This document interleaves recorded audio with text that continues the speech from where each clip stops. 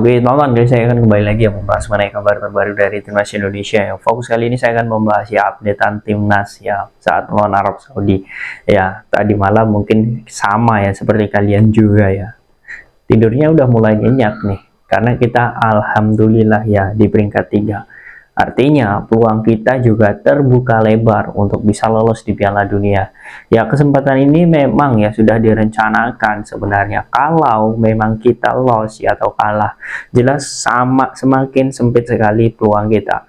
Dan juga kita juga akan semakin susah. Tapi karena kita menang bahkan 2 gol dan juga kita mendapatkan hasil yang bagus ketika melawan Arab Saudi di kandang mereka, dan juga bagus saat melawan Bahrain, otomatis kita juga mendapatkan selisih gol dan juga agregat. Artinya kita berada di peringkat 3 bukan tidak mungkin kita bisa menggeser Australia juga kalau tren kita ini akan positif di tahun 2025. Oke, sebelum saya lanjut mengenai pembahasan ini, menurut saya juga sangat seru karena di lini tengah kita ketika Tom Haye keluar itu ada sedikit kelonggaran, dan saya akan bahas tuntas potensi Jairo Riedewald di lini tersebut. Saya akan membahas tuntas di konten kali ini. Nah, sebelum saya lanjut spesial Timnas Day spesial Timnas menang ini ada promo besar-besaran. Beli satu parfum parfum premium dikirim 3. Ini harganya lagi promo, teman-teman. Kalian bisa lihat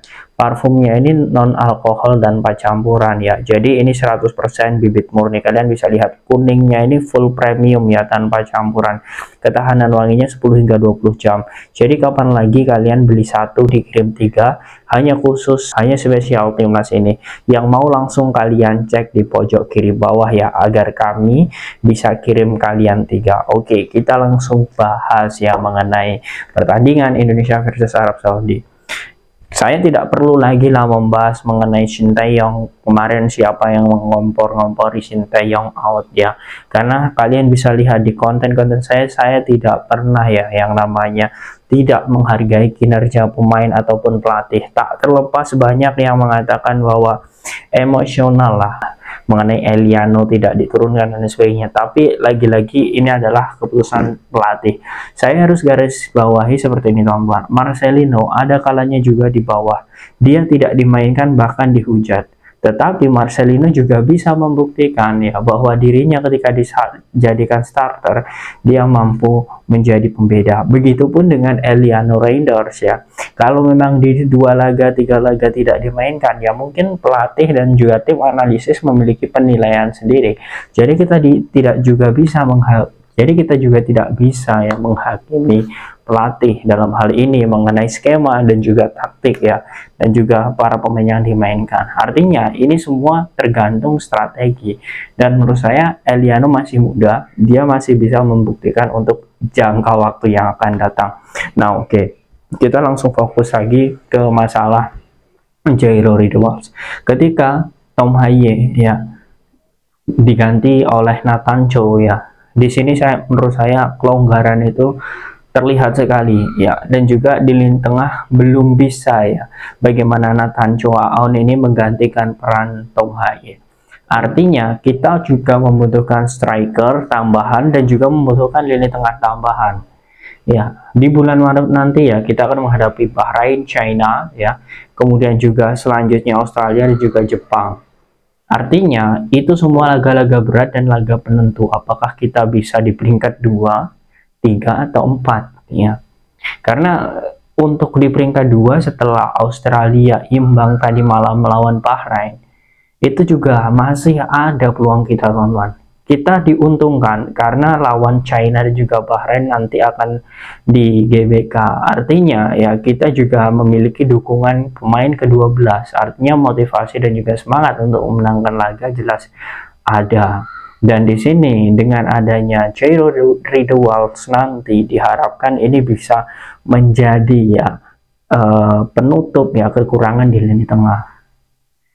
Nah, ini menurut saya menjadi hal yang sangat bagus untuk bisa menjadi penutup di situ. Karena kalau misal Tom Haye tidak kuat seperti tadi malam hanya bermain 60 menitan itu jelas akan merugikan. Apalagi kalau misal dalam tanda kutip kita tertinggal fisik ya menurut saya lagi-lagi fisik ini tidak bisa dibohongi ya. Tom Haye semakin lama juga makin berumur, artinya kita juga harus memiliki pemain yang sepadan dengan Tom Haye. Menurut saya Tom Haye ini sangat luar biasa loh, tapi ya pemain yang menjadi pelapisnya itu belum setara. Nah, di sini mungkin mengapa saya merekomendasikan PSSI agar mempercepat sosok Jairo, karena sebenarnya Nathan Cho ini bukan posisi aslinya di gelandang bertahan. Ya, Nathan Cho ini lebih ke back kiri ya, seperti posisi Verno. Jadi kalau dilihat dari sini ya memang ketimpangan, kita masih memiliki PR di sini. Ya, selain kita juga akan mendapatkan Ole Romeni. Kalau Ole Romeni kan jelas ya. Kita hanya tinggal menunggu saja. Saya sangat yakin ya dengan apa yang sudah dikatakan oleh PSSI Bapak Erick Thohir kemarin, bahwa Ole Romeni ini akan selesai ya di bulan 12 akhir ya. Dan juga dia akan bisa debut nanti di bulan Maret. Dan ini menurut saya sangat terkejar. Tapi ya untuk di lini tengah menurut saya dengan adanya Jairo menurut saya juga harus diupayakan. Dan dengan kemenangan lagi-lagi ya, dengan kemenangan saat melawan Arab Saudi 2-0 itu semakin membuka peluang kita untuk bisa tampil di Piala Dunia. Ya, walaupun kita masih banyak sekali kekurangan, terutama masalah chemistry. Ya, menurut saya setiap ada perubahan yang instan ya pasti ada dampak ya, dan juga kekurangan. Dan menurut saya kekurangan kita jelas chemistry ya, karena Sintayong pun juga bukan pelatih yang bisa menyulap 1 tahun ataupun 1-2 bulan ya dengan rotasi pemain yang ada kemudian langsung ya memberikan prestasi, tidak ya. Dan ini adalah football, ini adalah sepak bola. Jadi kalaupun ya sosok Jairo Ridwals bergabung bersama timnas Indonesia, penonton atau supporter juga harus bersabar ya, karena perubahan itu juga membutuhkan proses ya, bertahap, tidak langsung semata-merta langsung kita menuntut hasil. Tapi yang jelas kita harus ingat teman-teman bahwa apa yang sudah dikatakan oleh Bapak Erick Thohir ya, dan juga Sintayong, target kita adalah di peringkat 3 dan juga 4 ya. Kalaupun kita nanti ya di playoff ya, ini mungkin saya mengantisipasi ya kepada teman-teman. Kalaupun kita nanti di playoff tidak juara grup ya, di ronde selanjutnya yang saya maksud ini ya, tidak juara grup, kita mungkin di runner up ya. Yang penting target kita ini bisa di peringkat 3 dan juga 4 di grup ini. Itu poin pentingnya. Kemudian kalau misal kita bisa sampai lolos Piala Dunia karena kita juara grup, itu bonus. Ya, karena memang menurut saya ya planning untuk Piala Dunia 2006 ini ya direncanakan dalam jangka pendek ini teman-teman, bukan jangka panjang. Ya, tapi kalau untuk 2030 itu harga mati ya. Itu adalah planning yang memang sudah direncanakan oleh PSSI. Karena menurut saya untuk 2026 ini teman-teman ya, kalau dilihat ya, kita memanfaatkan peluang. Ya, PSSI ini memanfaatkan peluang ya. Dengan banyaknya pemain yang sudah gabung ya, pemain-pemain grade A seperti Kevin Dix ya, kemudian Ole Romeni, Sintayong juga dituntut untuk memanfaatkan peluang ini. Jadi sama-sama menguntungkan sebenarnya. Kalau Sintayong jelas membawa timnas Indonesia ke Piala Dunia ya, dia sebagai seorang personal branding dia ya itu juga naik ya, sebagai pelatih top dunia ya, pelatih Asia ya yang membawa Indonesia mungkin juga mencetak sejarah. Kemudian juga Bapak Erick Thohir ya sebagai pengurus PSSI dan juga nama Indonesia tentu akan lebih dikenal dunia.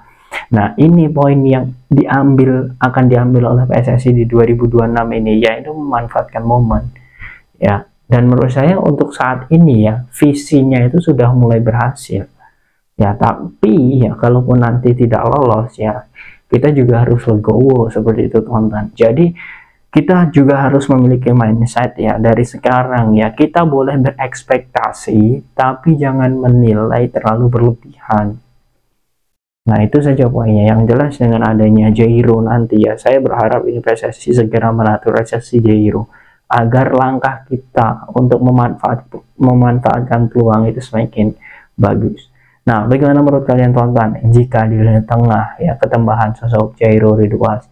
Apakah kalian setuju jika Tom Haye memiliki partner ya seperti sosok Jairo Redwalls ini? Silahkan kalian tulis di kolom komentar.